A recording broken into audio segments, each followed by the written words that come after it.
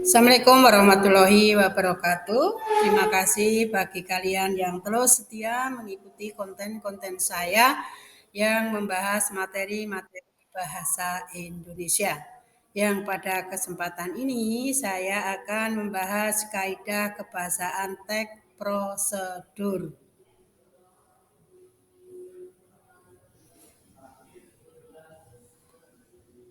Pengertian kaidah kebahasaan adalah aturan-aturan yang digunakan dalam membentuk kata dan kalimat sebagai ciri ataupun pembeda dengan jenis teks lainnya.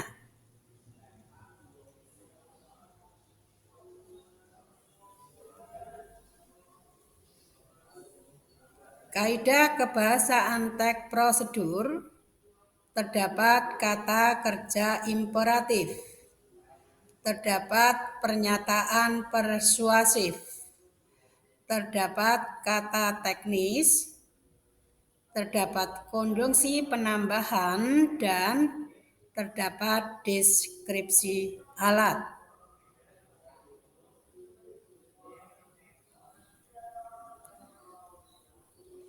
Kebahasaan teks prosedur yang pertama yaitu kata kerja imperatif. Kalian harus tahu dulu apa itu kata kerja. Kata kerja sering disebut juga dengan verba, menggambarkan suatu tindakan atau aktivitas yang dilakukan oleh subjek kalimat. Ingat, kata kerja atau verba ini menduduki fungsi predikat di dalam kalimat. Pengertian kata kerja imperatif adalah kata kerja yang bermakna perintah. Kata kerja imperatif biasanya merupakan kata perimbuan yang letaknya diakhiri yaitu kan, i, dan lah.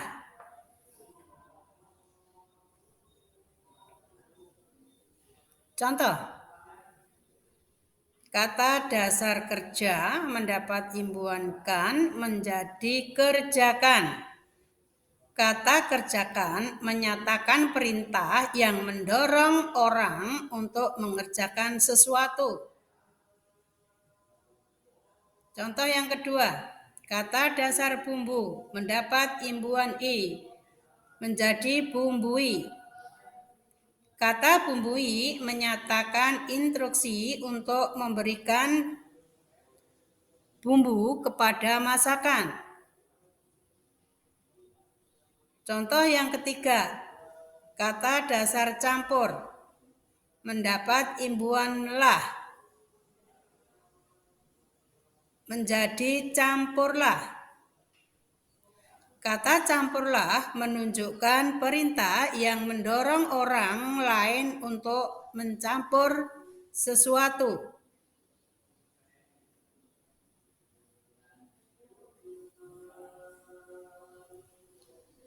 Kebahasaan yang kedua, pernyataan persuasif. Pernyataan persuasif adalah pernyataan yang bermakna mengajak. Dengan kata lain, ketika dinyatakan dalam suatu kalimat atau paragraf, orang yang membaca akan merasa diajak untuk melakukan sesuatu. Biasanya, kata yang digunakan, ayolah, marilah, sebaiknya, dan lain-lain.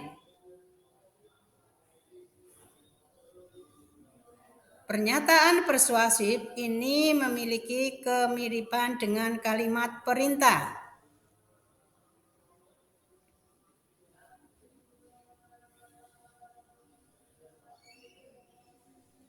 Perhatikan contoh yang terdapat di dalam layar.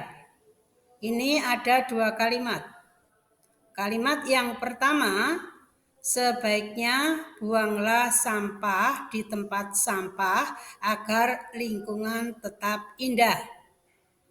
Kalimat yang kedua, jangan buang sampah sembarangan. Kalimat yang pertama ini adalah pernyataan persuasif. Kalimat yang kedua adalah kalimat perintah. Kedua kalimat ini memiliki perbedaan. Kalau pernyataan persuasif ini ajakannya lebih santun. Sedangkan kalimat perintah ajakannya langsung.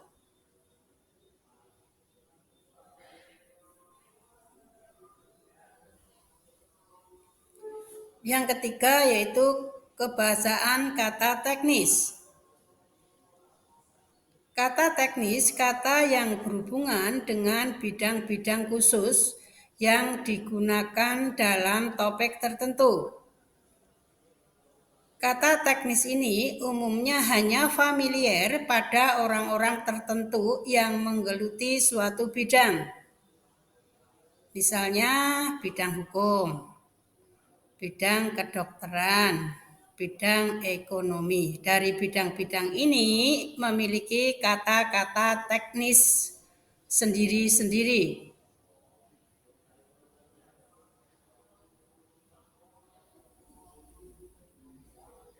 Contoh, bidang kesehatan.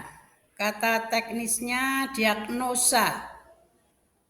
Contoh kata teknis dalam kalimat. Lakukan diagnosa pada pasien sebelum memberi obat.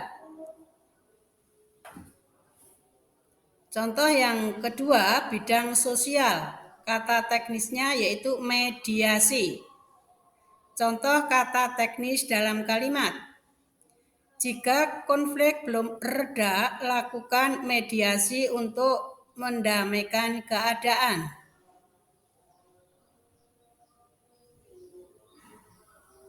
Contoh yang ketiga, bidang khusus teknik bangunan. Kata teknisnya mengelas. Contoh kata teknis dalam kalimat, agar tersambung setiap unsurnya, sebaiknya terlebih dahulu Anda mengelas potongan-potongan tiang tersebut.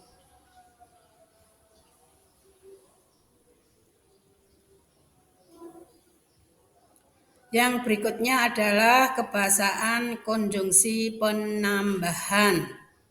Dalam teks prosedur, konjungsi atau kata hubung itu berfungsi untuk menghubungkan langkah-langkah yang akan dijelaskan dalam sebuah prosedur.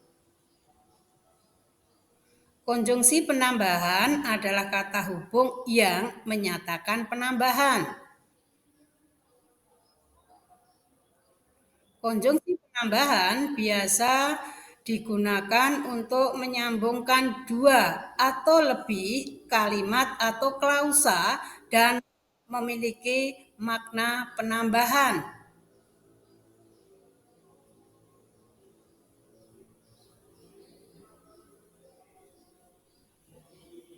Contoh konjungsi penambahan dan serta, lagi pula, setelah itu, di samping itu, selanjutnya.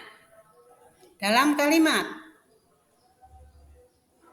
tambah selai dan taburkan keju di atasnya. Yang kedua, isilah formulir pendaftaran, setelah itu serahkan pada petugas. Yang ketiga, ketika pola sudah dibuat, selanjutnya potong bambu menjadi bagian-bagian kecil.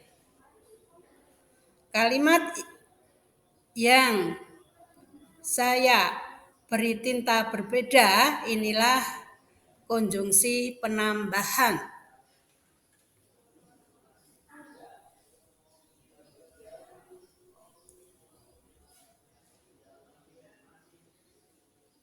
Kebahasaan berikutnya yaitu deskripsi alat. Deskripsi alat ini adalah sifatnya opsional. boleh digunakan, boleh tidak. Kalau kalian membuat tag berupa resep atau petunjuk penggunaan alat, maka deskripsi alat ini kalian gunakan. Karena tag prosedur yang berupa resep atau petunjuk penggunaan alat ini menggambarkan secara terperinci dan detail tentang benda atau alat yang dipakai, mulai dari ukuran, warna, dan detail-detailnya.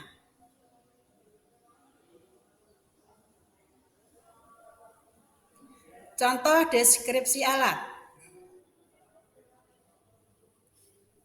Kalimatnya, ambil 3 siung bawang putih. 3 siung ini adalah deskripsi perincian jumlah yang menyatakan jumlah bawang yang kita gunakan. Lalu iris tipis-tipis. Kata tipis-tipis ini adalah deskripsi perincian ukuran yang menyatakan ukuran dari bawang yang diiris itu. Hingga warna bumbu merah pekat. Ini adalah perincian warna. Yang awal masaknya belum berwarna merah pekat, maka pada saat masak jadi, bumbu itu harus berwarna merah pekat.